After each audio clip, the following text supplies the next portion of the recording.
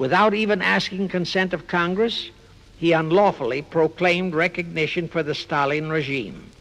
That did it. And exactly as the conspirators figured, the whole world did follow our lead.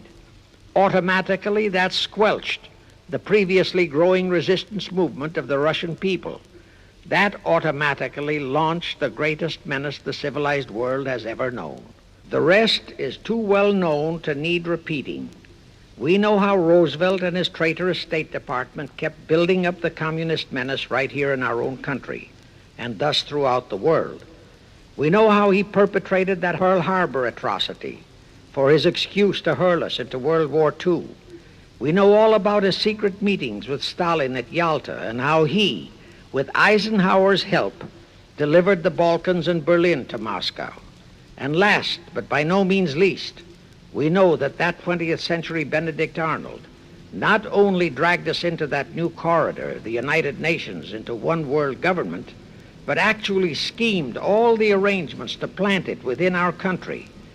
In short, the day that Roosevelt entered the White House, the CFR conspirators regained full control of our foreign relations machinery and firmly established the United Nations as the housing for the Illuminati one world government. I wish to stress one other very vital point.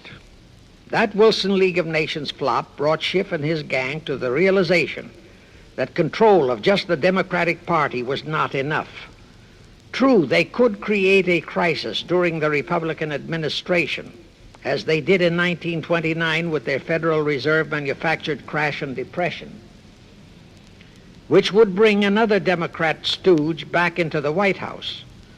But they realized that a 4-year disruption in their control of our foreign relation policies could play havoc with the progress of their conspiracy. It could even break up their entire strategy, as it almost did before Roosevelt saved it with his recognition of the Stalin regime. Thereupon, after that Wilson debacle, they began to formulate plans to achieve control of both of our national parties. But that posed a problem for them. Manpower, stooges in the Republican Party, also added manpower for the Democratic Party, because control of just the man in the White House would not be enough. They'd have to provide that man with trained stooges for his entire cabinet, men to head the State Department, the Treasury Department, the Pentagon, the CIA, the USIA, etc. In short, every member of the various cabinets would have to be a chosen tool of the CFR, such as Rusk and McNamara. Also all undersecretaries and assistant secretaries. That would give the conspirators absolute control of all our policies, both domestic and, most important, foreign. That course of action would require a reserve pool of trained stooges, instantaneously ready for administrative changes and for all other exigencies. All such stooges would of necessity have to be men of national reputation, high in the esteem of the people, but they would have to be men without honor, without scruple, without conscience, men who would be vulnerable to blackmail. It is needless for me to stress how well the CFR succeeded. The immortal Joe McCarthy fully revealed that there are thousands of such security risks in all federal agencies. Scott McCloud unmasked thousands more, and you know the price Otepka has had to pay and is still paying for his expositions before a Senate committee of the traitors in the State Department. And you know that the men in the State Department who delivered Cuba to Castro have not only been shielded, but promoted. To the crux of the whole one world government plot and the maneuvering necessary to create another League of Nations to house such a government. As I have already stated, the conspirators knew that only another world war was vital for the success of their plot. It would have to be such a horrifying world war that the peoples of the world would cry out for the creation of some kind of a world organization that could assure everlasting peace. But how could such a war be brought about? All the European nations were at peace. None had any quarrels with their neighboring nations. And certainly their tools in Moscow wouldn't dare to start a war. Even Stalin realized that it would mean the overthrow of his regime unless so-called patriotism would weld the Russian people behind him. But the conspirators had to have a war. They had to find or create some kind of an incident to launch it.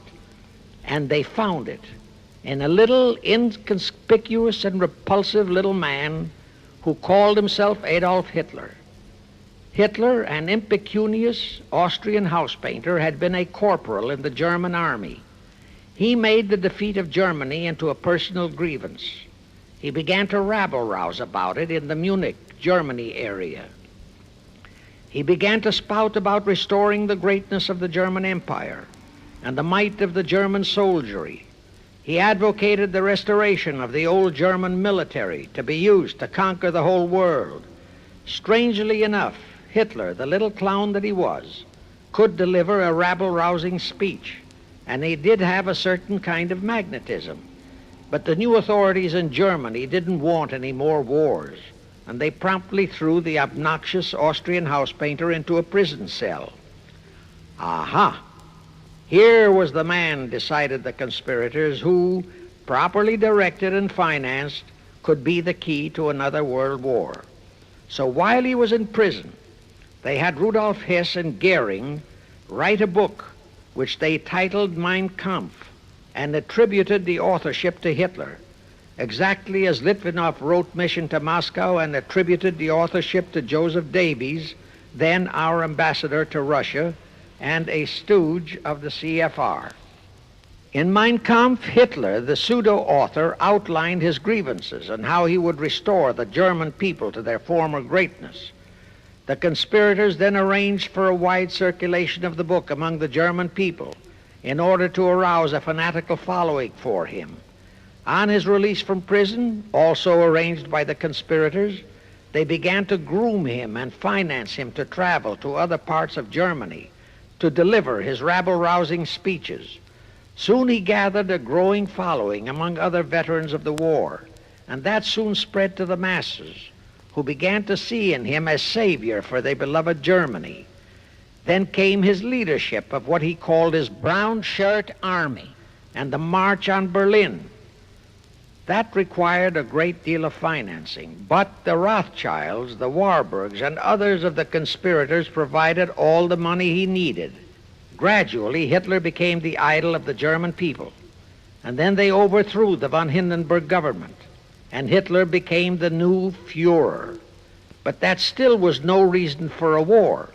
The rest of the world watched Hitler's rise, but saw no reason to interfere in what was distinctly a domestic condition within Germany. Certainly none of the other nations felt it was a reason for another war against Germany, and the German people were not yet incited into enough of a frenzy to commit any acts against any neighboring nation, not even against France, that would lead to a war.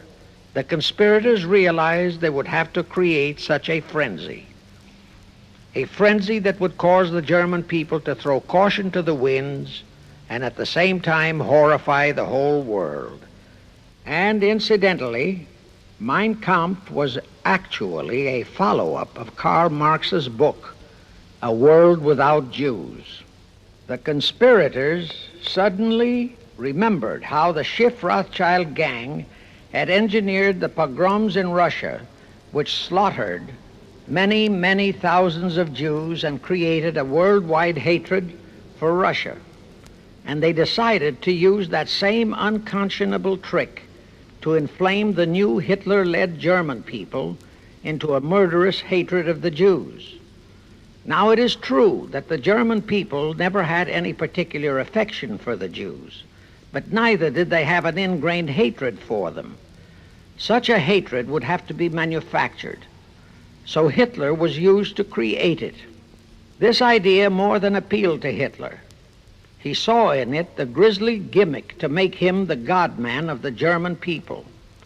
Thus, craftily inspired and coached by his financial advisors, the Warburgs, Rothschilds, and all the Illuminati masterminds, he blamed the Jews for the hated Versailles Treaty and for the financial ruination that followed the war. The rest is history. We know all about the Hitler concentration camps and the incineration of hundreds of thousands of Jews